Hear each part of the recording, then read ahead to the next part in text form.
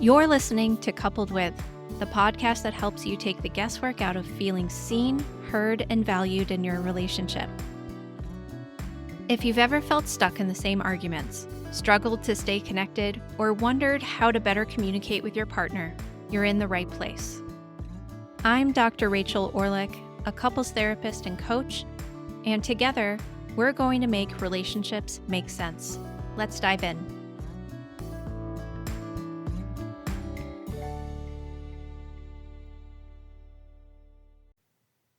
Why does it feel lonelier to be sitting on the couch next to your partner than when they're not even home? You've probably never said that out loud, but maybe you felt it. That strange, sinking ache that shows up every time things look fine. The dishwasher's running, the kids are asleep, there's a show on, they're scrolling through headlines, you're half listening and half dissociating, and you're both there, and yet somehow you feel invisible. This isn't the chaos of a new baby. It's not the nuclear aftermath of a fight. It's the silence that sneaks in after the storm, the quiet erosion of something sacred.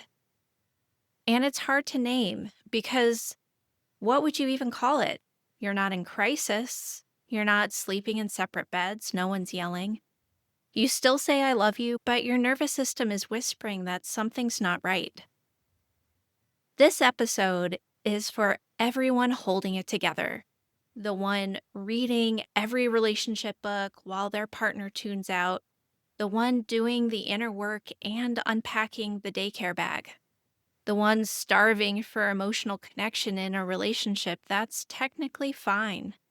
Not because you're needy, not because you expect too much, but because you're wired for intimacy and somewhere along the way, you stop feeling it.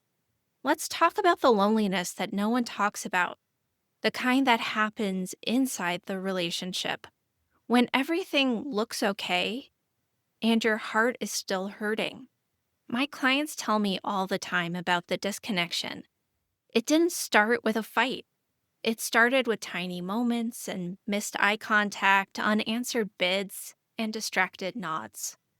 Nothing really big enough to count, but over time it started to add up. And now they feel like they're living with someone who sees their schedule, but not their soul. They say things like, we function really well, but I just don't feel chosen or wanted. I know they care. I just don't feel felt. We're good roommates. We run the house really well, but it's like I've disappeared. That's the pattern I want to name today. The loneliness that hides inside stable relationships. The kind that doesn't raise red flags, but drains the color out of your connection, one quiet evening at a time. It's not neglect. It's not cruelty. It's emotional invisibility. And here's how it tends to go. You try to connect. You bring a little story, a vulnerable moment, something soft. But it gets missed or met with disinterest. You start pulling back, not to punish, but to protect yourself. You stop showing the real stuff and stay in the safe zone. Eventually, the relationship becomes a project, something to manage, not something to feel. You check the boxes, you send the texts, you coordinate pickups and play dates and what's for dinner, but the you and me part, that fades. You go quiet. Then you start to get used to it. And that silence, it's not neutral. It's loud with unmet needs. It's heavy with questions you've stopped asking, like, do you still see me? Do you even want to know me? If I disappeared emotionally, would you even notice? This is how people become emotional ghosts in their own relationships. And because the house isn't on fire, No one thinks to ask why it suddenly feels so cold. If this is you, if you're grieving a closeness that you can't even really name anymore, you're not broken. You're tracking something real, and something really important inside you wants attention. And it's not too late to listen to it. The real problem isn't that you're too needy, too emotional, too much. The real problem is that you've been suiting up in emotional armor just to get through the day. And now you can't feel each other through all of those layers. So here's the truth: emotional disconnection doesn't always start with distance. Sometimes it starts with adaptation. You stop being vulnerable when it started to hurt. You stop sharing when you stop being met, and your nervous system learned it's safer to stay protected than to stay exposed. So you built armor, not really intentionally and definitely not maliciously, but gradually over time. You stopped saying the soft thing. You let your disappointment go unnamed.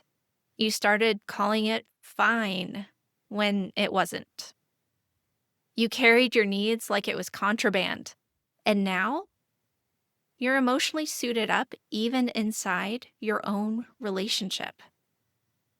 Your heart's still in there, beating behind that shield, but no one can actually reach it. And honestly, neither can you. You're surviving, not actually connecting. That armor, it has a cost. It keeps you functional, but it also keeps you protected. And it keeps you lonely. It turns your real self into something others can't even access, even when they want to. And because everything works, no one questions it. No one says, hey, wait a minute, when did we stop seeing each other? You're still showing up, you're still checking all the boxes, but it feels like you're actually acting out a relationship instead of living one. This isn't because you're cold, broken, or incapable of intimacy. It's because your system has learned closeness isn't safe unless it's guaranteed to be received. And since that guarantee never comes, you stay armored up. You got really good at self-soothing, good at doing it alone, but now you're wondering why you feel so disconnected. So let's pause right here. You didn't fail, you adapted, and that makes sense. You've been doing your best to stay safe in a relationship that stopped feeling safe. You might be wondering, well, if nothing's wrong, why do I feel this way? And the nervous system answer is your body doesn't care how many chores you got done today. It's tracking safety through connection, through tone and facial expression, touch, rhythm, and presence. And when those cues start disappearing, your system responds. It doesn't wait for you to think it through logically, it just reacts. Because your nervous system was never designed for constant spreadsheets and polite conversation. It was designed to sync up, to co-regulate, to feel felt. And when that connection goes missing, especially with someone who used to feel safe, your system enters what's called a protective response. Depending on your wiring, that might look like anxious pursuit, shutdown, numbness, irritation, withdrawal, or a really painful combination of all of that. And none of those responses are about weakness. It's not even immaturity, it's survival. Your system is trying to protect you from being hurt again by something that used to feel good. It says, don't reach, don't expect, stay safe. And here's the really unfair part. Your partner's nervous system might be doing the exact same thing. They're also pulling back. They're also numbing out, running the don't reach script. So now you have two people trying to protect themselves from pain by disconnecting from each other. This is how loving, capable, and committed people end up feeling emotionally bankrupt because it's not about the effort, it's about the pattern. And most of these patterns are invisible until somebody finally says, "This doesn't feel good anymore." You're not asking for too much. Your body is doing exactly what it was designed to do: respond to emotional signals. And now that the signals are quiet, it's trying to protect you the only way it knows how. Understanding this doesn't magically fix it, but it helps remove the shame. It gives you a map, and that's what we need next. There's a point in a long-term relationship where everything starts to feel functional, but it's also flat. You're going through the motions, you're coordinating pickups and meals and doctor's appointments, and you're civil, maybe even kind, but underneath, something feels like it's gone, and you can't quite name what it is. This is where couples fall into what I call emotional coasting. It's not about failure or neglect. It's just what happens when no one's actively tending to the relationship. You're still in it, but you're no longer with each other in the way that it matters. This path includes things like conversations that stay on the surface, less eye contact, affection, fewer bids for attention, conflict that simmers or gets avoided altogether, emotional risk taking replaced by emotional neutrality, and a quiet grief that builds with no clear origin. At first, it just feels like you're tired. You're busy, you're distracted, but over time, that numbness becomes the norm. You forget what it actually feels like to be really seen by each other. And then it starts to feel scary to try. The alternative path is something I call conscious reconnection. And no, it doesn't mean you're blissfully attuned to each other every minute, but it means you notice when the disconnection creeps in and you respond with intention instead of avoidance.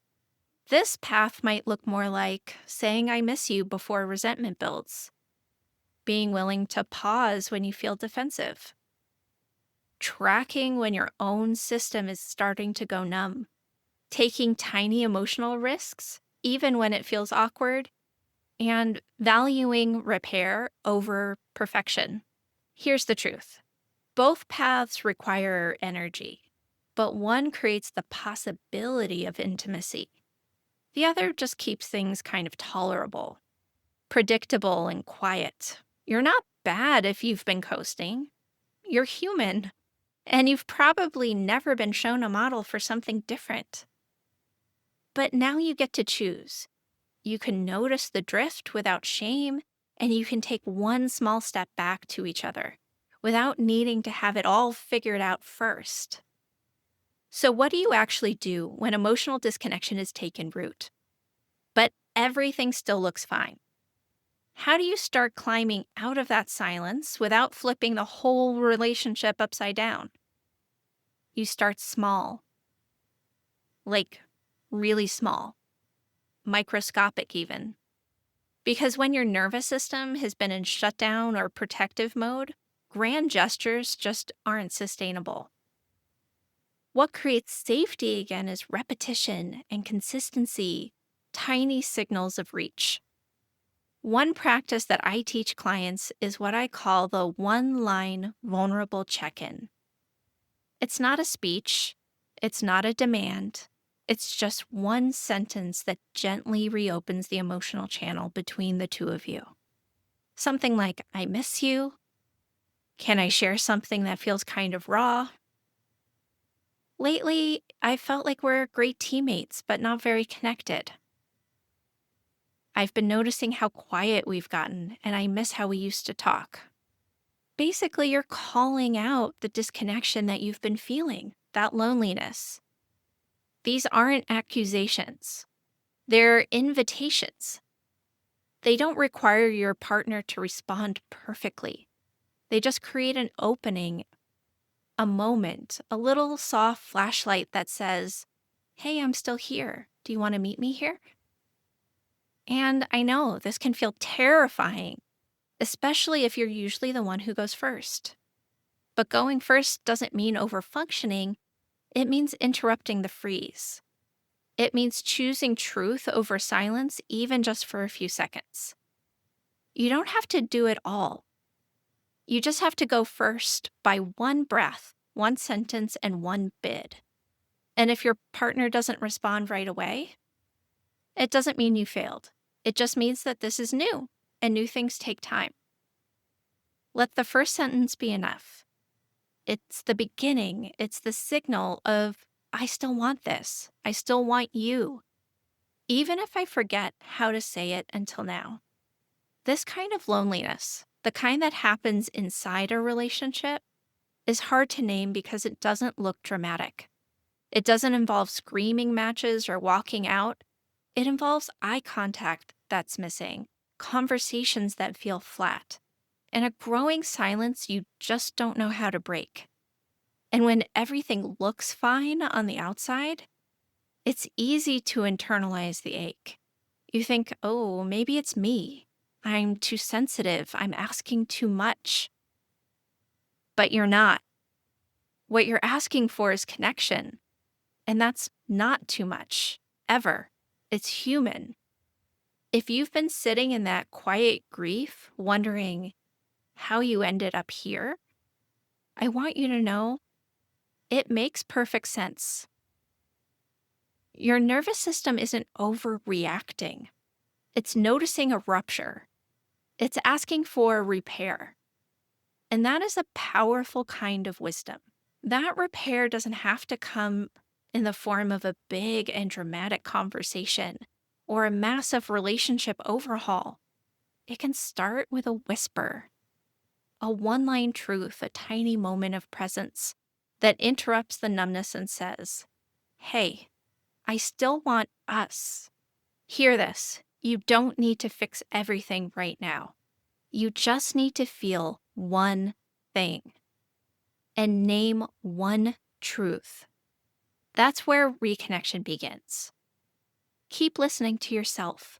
Keep honoring the ache, because that longing for closeness, it's not a weakness. It's a sign you're still alive in there somewhere, and that means there's still something worth coming back to and fighting for.